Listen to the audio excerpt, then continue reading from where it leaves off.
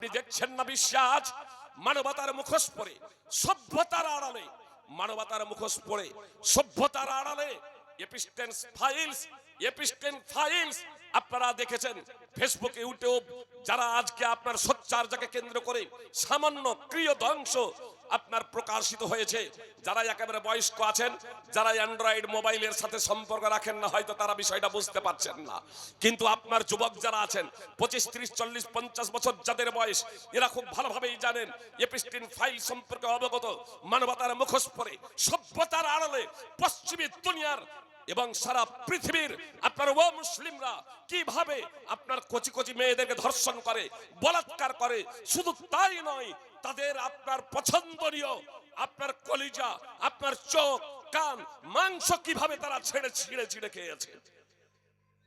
আপনার ভিডিও সমেত আপনার রেকর্ডিং রয়েছে। সুপ্রিয় ভাই এবং যারা সভ্যতা এবং মানবতার মুখোশ পরে আছে, এপিস্টেন ফাইলস কিছুটা হলেও তাদের আপনার ওই অভ্যন্তরীণ আপনার বিষয়টাকে উন্মুক্ত করে দিয়েছে।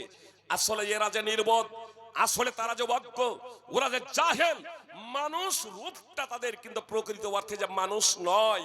পবিত্র কোরআন তো আর মিথ্যা হতে পারে না।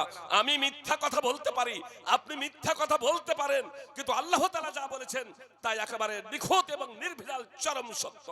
আজ থেকে প্রায় 1400 বছর আগে দ্ব্যর্থহীন ভাবে আল্লাহ তাআলা ঘোষণা দিয়েছেন, ইন্না শাররাদ দাওয়াবি ইনদাল্লাহিল্লাযীনা কাফারু ফাহুম লা ইউমিনুন।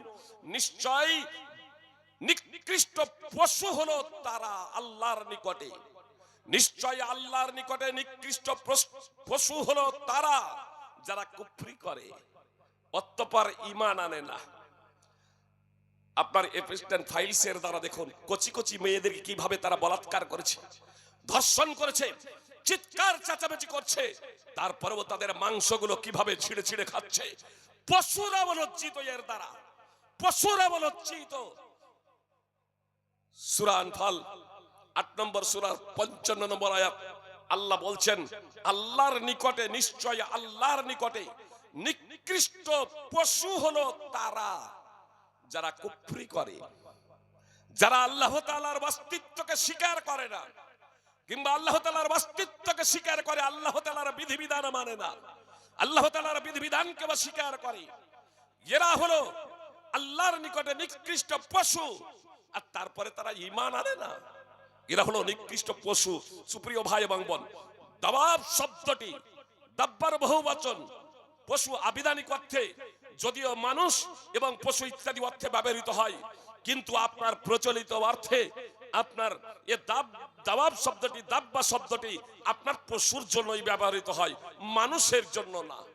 যেমন হাইওয়ান আবিধানিক অর্থে যার জীবন আছে সেই হলো হাইওয়ান, মানে মানুষ এবং পশু সবাই হলো হাইওয়ান।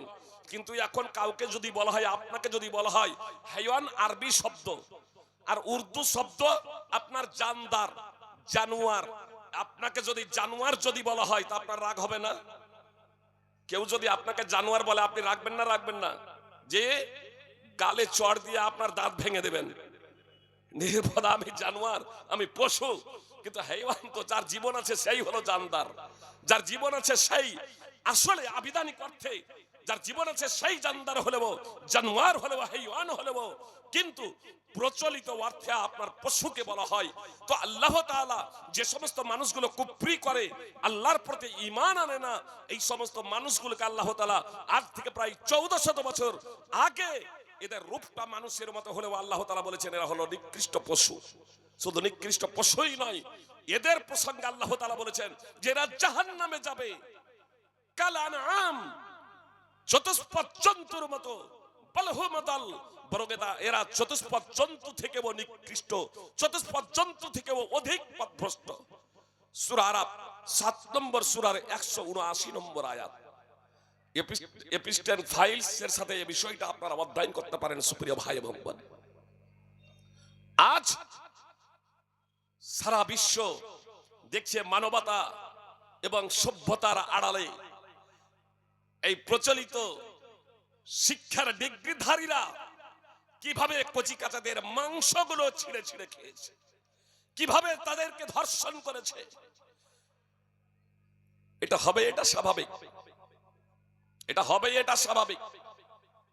জি, যার অন্তরে আল্লাহর ভয় নেই, ওহির যার জ্ঞান নেই, তার দ্বারা সব কিছু সম্ভব, এটা আল্লাহ তাআলা 1400 বছর আগে দায়িত্বহীন ভাবে ঘোষণা দিয়েছে।